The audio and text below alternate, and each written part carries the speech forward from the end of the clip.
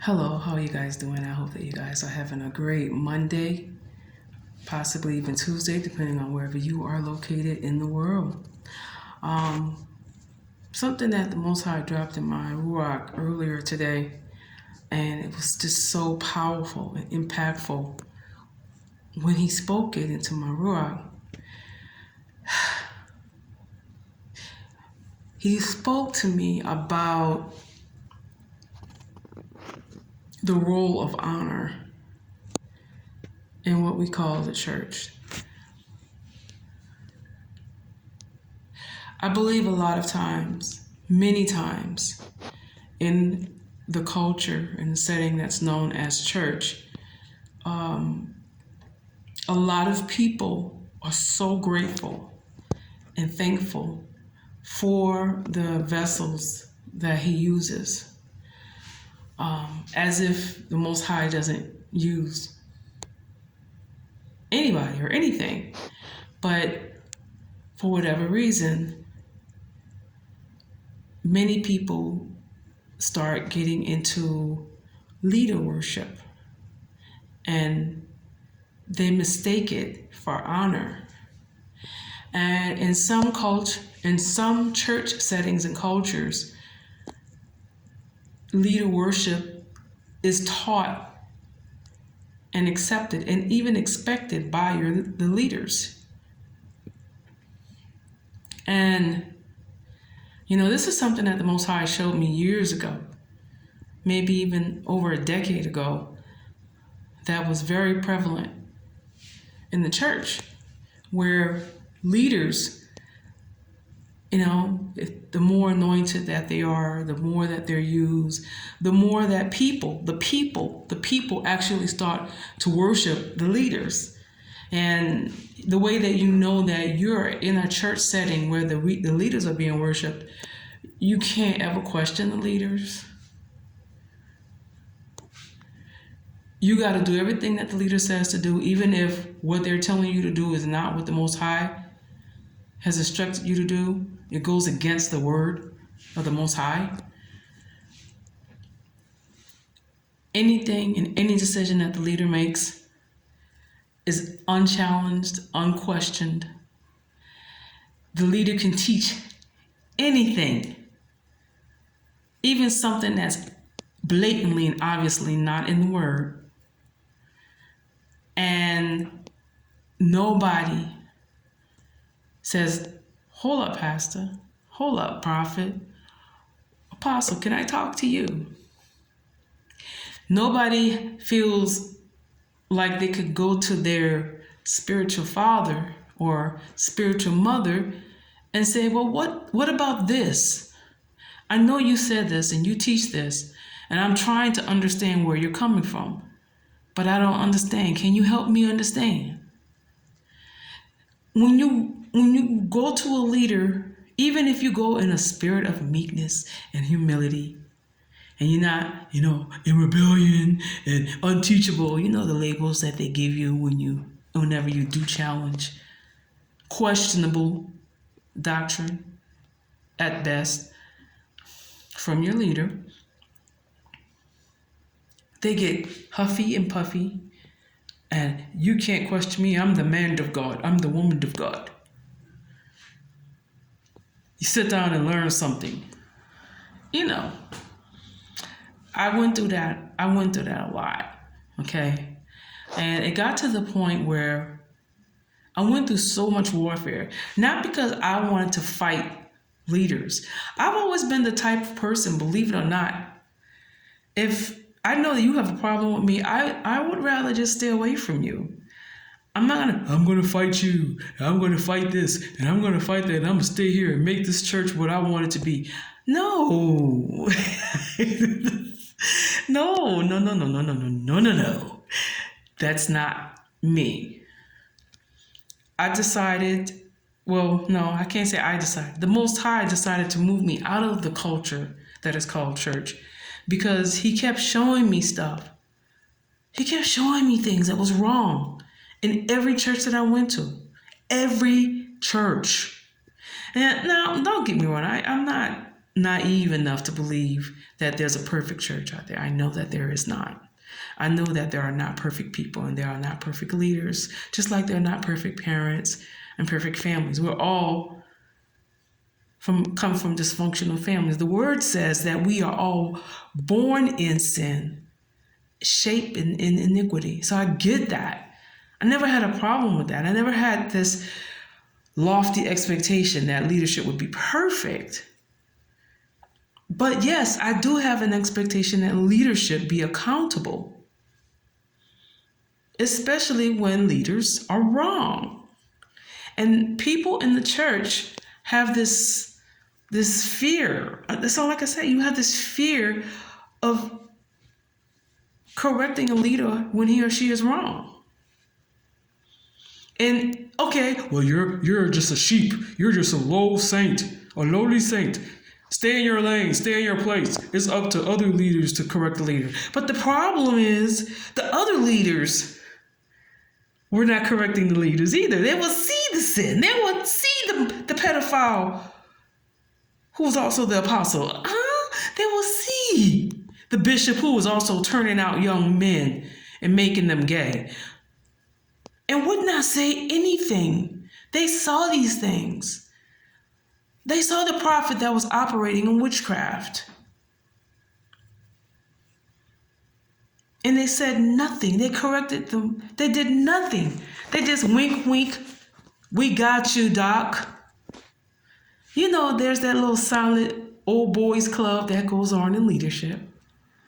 You know, that even I see you and I know you're struggling, but I got you, Doc. I got you, Doc. So none of the leaders who were in a position to correct leadership, when they saw that Doc was a pedophile, Doc was an adulterer, Doc was a thief, Doc was pimping out the church, dealing drugs out of the church, but nobody said anything. Nobody offered to correct them. Nobody said, hey, this is wrong. We need to intervene. And the crazy thing about it is, preachers, pastors, all of them are supposed to be mandated reporters. Do you know what a mandated reporter is? That means that if a mandated reporter is anybody in a position of leadership or in a position of service, such as a doctor, a police officer, a nurse, a teacher, a preacher, if you see a child and you notice that child is being abused and or neglected, you are mandated by the state. Never mind this separation of church and state crap. You are mandated by the state to report alleged abuse and neglect to the state. To Child Protection Services, you're supposed to.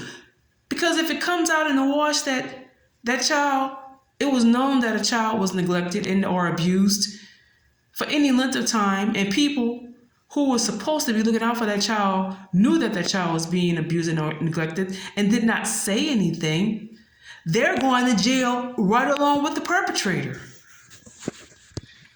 But lo and behold, even though preachers are mandated reporters, there are a lot of preachers that's going down with the pedophiles that are going to be caught. So the preachers weren't correcting and challenging wicked leaders that were not doing what they were supposed to do by the sheep.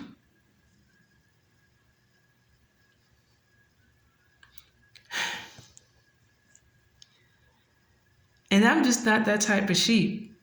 I'm not the type of sheep that's going to sit there and let you beat me for no reason. Or beat my kids and my grandkids for no reason. No, you don't want to do that. Not to Winona. Not to Winona's people. You need to understand something. I have prophesied to churches and they shut down in 6 months. I have seen businesses that did me wrong shut down. There's a business right here in Knoxville, Title Max on Broadway. They did me wrong a year ago.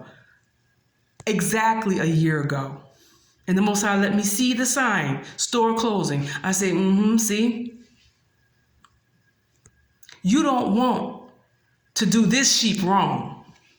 So to help you out, I stay away from your churches. Because if you ain't right, and if you into that and you like to do the sheep dirty, and you like to cover up what the leaders do, you don't want me to come to your church, because I will shut it down. Shut them down. Shut them down. Shut them down. Shut them down. I shut them down. I shut them down. It's not me. It is the anointing that is on my life. Because I didn't pray for that business to shut down. And when that church shut down in 6 months, I didn't say, I want that church to shut down. The word hit me and I just prophesied to the associate pastor. Your church going to be closed down. It's shutting down. And it shut down in 6 months.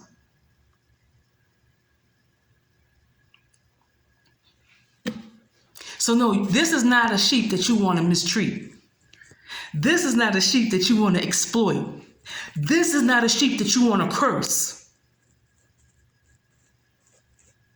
Yah will bless those who bless me. And Yah will curse those who attempt to curse me or mine. And that's the fact. I have a track record. I got receipts. But even though that anointing rests on my life, I won't accept honor and praise and idolatry from nobody. Don't you dare worship me. I'm nothing. I'm dung. It's just that the Most High has his hand on my life, on my children, on my grandchildren, on my husband, on my in-laws, on my relatives. So it's just best just to leave us be. Leave me be. But even though that's there,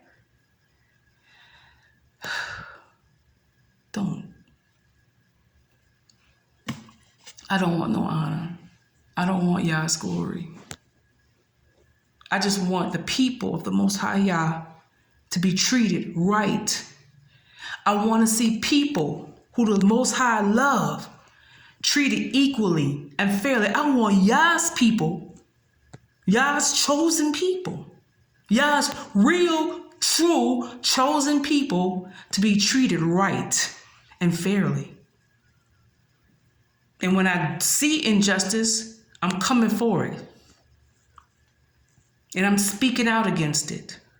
And I'm prophesying against wickedness in every place.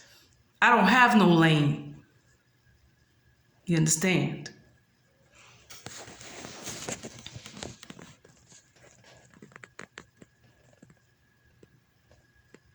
So the moral of the story, let's not honor flesh, no matter how much the Most High uses flesh. Because flesh is nothing. I'm nothing. You're nothing. Yahuwah is everything. And let's hold wicked leaders accountable in every realm of society, whether it be in the church, whether it be in government, whether it be in rich elite families, whether it be in educational systems, in law enforcement systems, in international systems. Let's hold these people accountable for the torment and the torture and the wickedness and the debauchery and the deception that they have funded and supported and pushed for centuries.